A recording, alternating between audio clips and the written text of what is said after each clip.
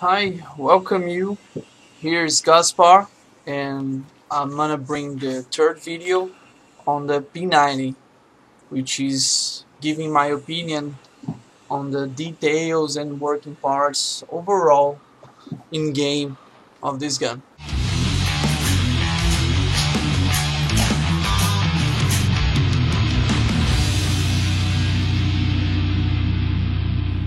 Well, firstly, as I mentioned, the only thing about this gun that's not according to the real, it's see-through in the ejection. Well, firstly, let's take it apart. Since I've played with it yesterday, I'm gonna take these off. It's very simple. You have to take these off. Remember to cock the gun. Press this and take these off, and also the bolt. Yeah, all right. Here it is. We have to take the sling mount off first. Just a sec.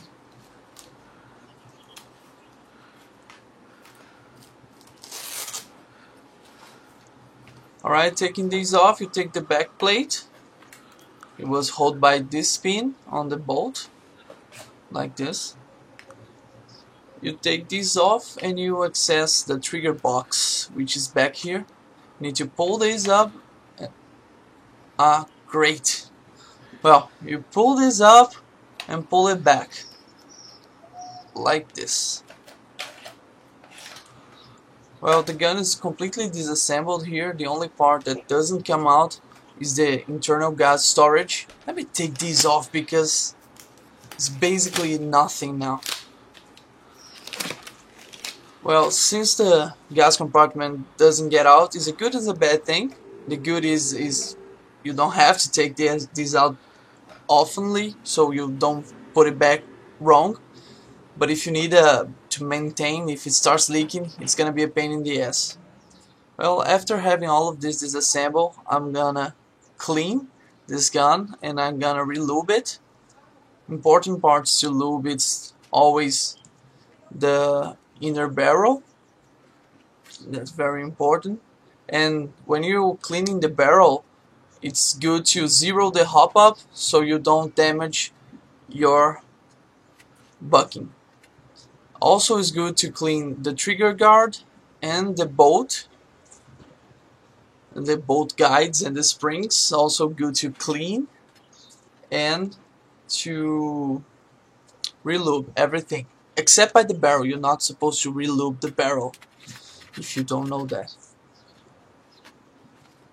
Since you have the internal gas compartment, it's good to clean it because maybe due to firing you can overlube that part, and it's good to clean that inside the gun, specifically to this gun.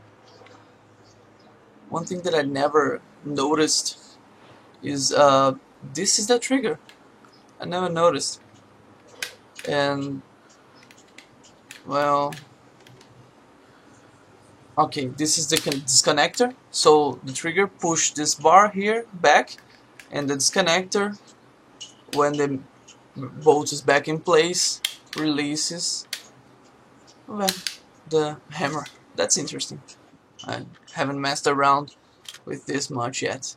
It's kind of the first time that I'm detailing through this.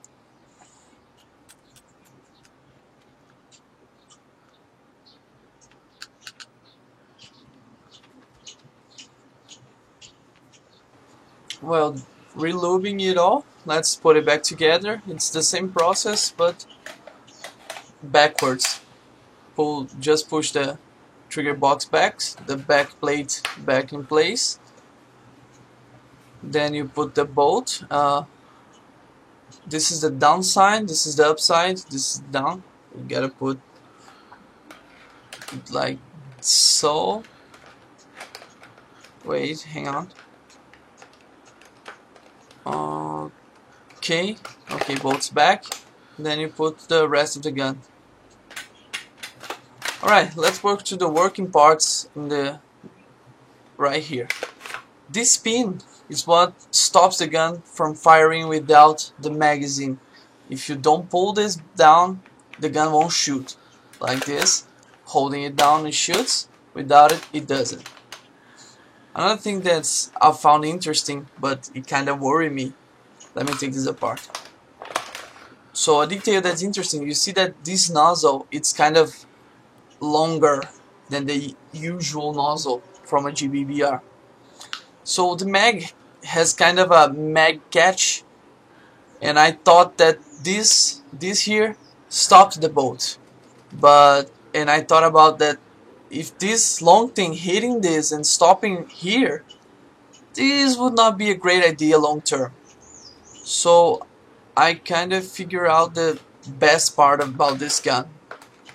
Let me reassemble it real quick here. Alright, the coolest part is that in the magazine, I don't know if I can show you, you have actually a side piece that also comes up and works a real bolt catch. The ergo, it's not that beat, the nozzle is not this nozzle that stops. Look at this part here. This is your bolt catch.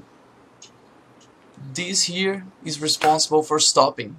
So you see the nozzle doesn't go all the way, so it probably won't hurt it long term. It actually has a bolt catch. That's very clever. I really appreciate this. I thought it would be like the MP5 VFC, but it is not. It's better.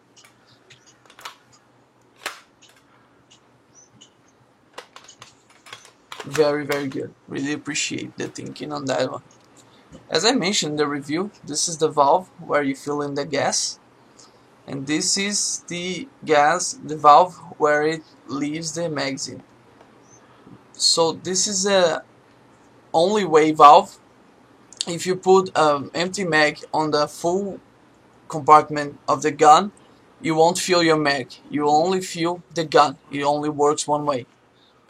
One thing that I found interesting is, as I briefly mentioned, I think in the review, this gun in full auto works like the AEG. If you pull a little bit, you shoot semi, and if you pull all the way, you fire in full auto. So it's kind of the AUG if you leave it in the full auto selection, and it's very easy to control. The only difference from semi to full is actually the depth. See, when I change it, it goes all the way. So this gun rail is kind of already elevated, which makes it very comfortable to use it wearing masks. So, see, it's kind of higher. You already have a higher profile rail. You don't have to buy those adapters and stuff to make it more comfortable to use.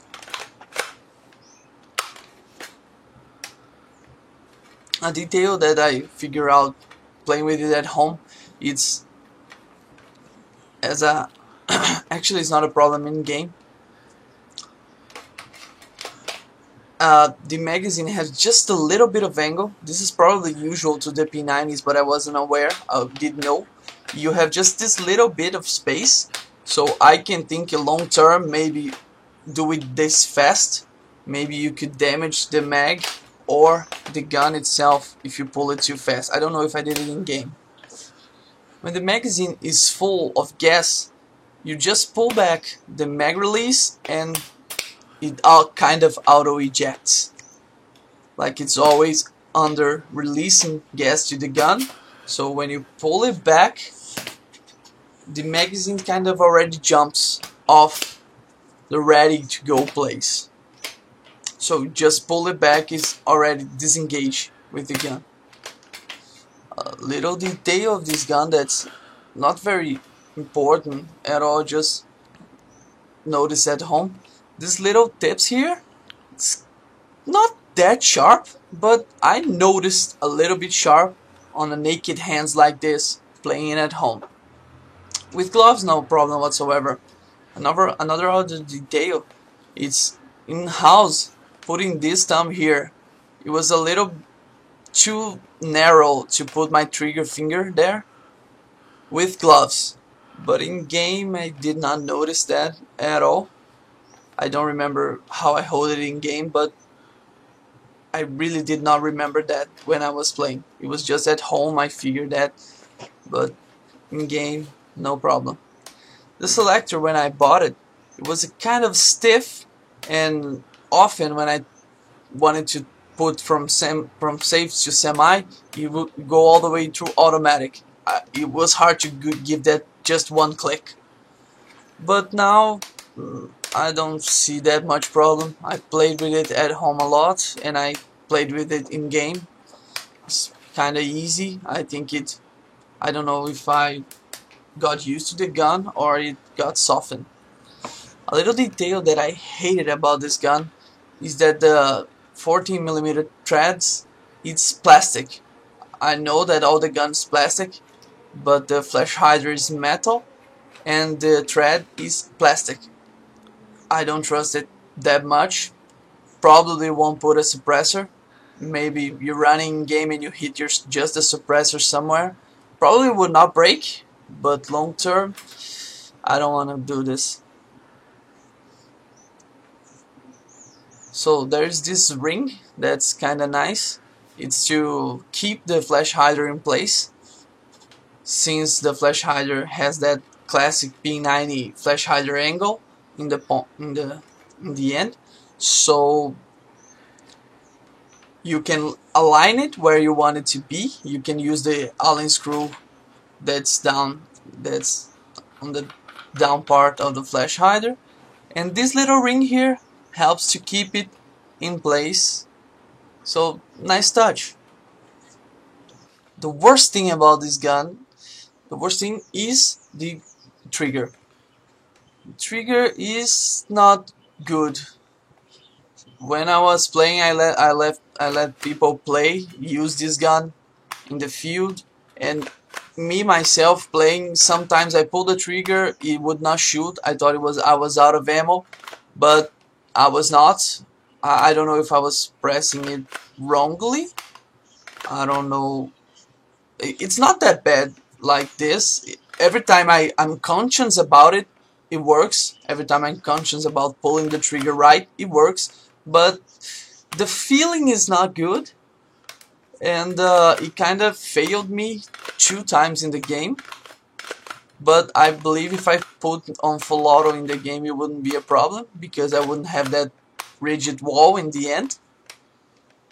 But semi, about 2 times in game, I thought the gun was unsafe or without ammo, but it was just bad. People say that bullpup is bad, and I have a L85 and a DSR.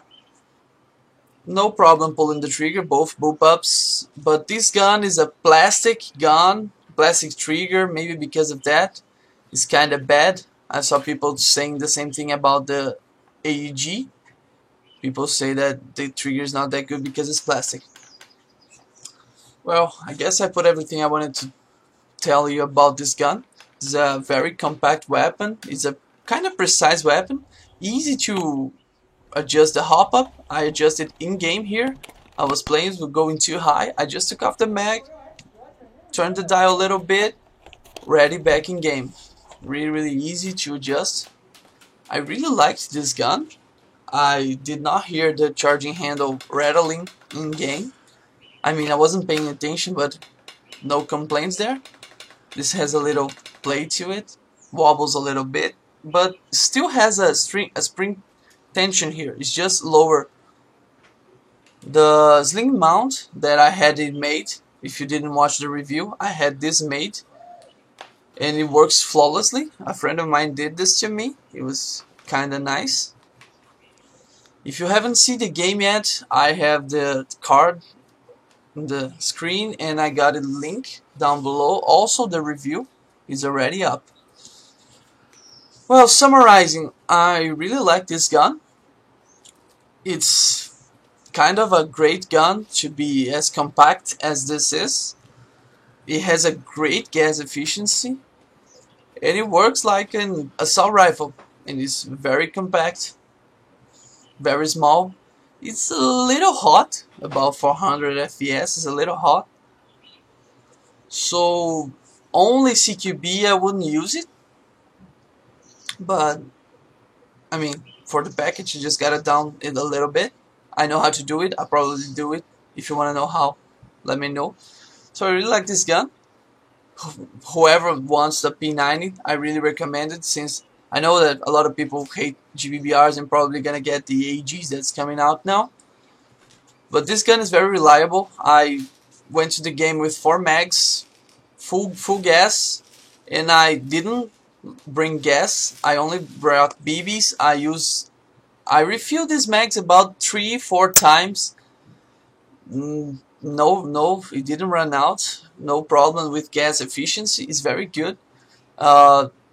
By the way, I had another video that I tested the gas efficiency in another video. Probably card and links are around there. The internal compartment alone shoots 75 rounds, around 75s. The whole mag shoots about 175, 200 rounds with one fill of gas. I mean, it's not cold here. I know people hate GBBRs because cold places here where I live it's not cold, and it worked like that. If you want to see this test, I have the link somewhere. So the extended mag, like this 50 round mag, is a little harder to find a pouch. Like I said in the review, my friend made a pouch for me for the Chris Vector and the UMP 45 mags, and it held the P90 mags with no problem whatsoever. I'm really glad I have this friend that do this for me, otherwise I would have no idea where I'm gonna find this. And custom like this, I mean, I showed him a picture, I changed some things, and he made this to me. It was very good. Like I said, if you guys are interested in getting things like this from him, let me know. Maybe I can find some way to ship it worldwide. Well, with all that said, it's I mean, where I live is an expensive gun. It's a hard to find mag. It's a expensive mag, but I really recommend this gun. It's a really compact. It's have a great performance. It has a great gas efficiency. The only problem with this is the trigger, and probably if I get used to this gun, it won't happen anymore. I don't know if it was me, my first time playing it. I had no problem whatsoever, and I really hope I don't have the problem with the inside gas compartment, because it's gonna be a bitch to open all the screws. I know it's gonna be a bitch to put everything back in place. I really hope I don't have any problems with the internal compartment. So leave a like, subscribe if you haven't already. This is the third video I'm uploading about the P90. I have the review, the game, and this is the third one. Let me know what you think. Let me know what you think about the P90, what you think about this video. English is not my native language, so I'm going out on a limb here. I hope you guys liked it so far. See you next time. Já tem mais.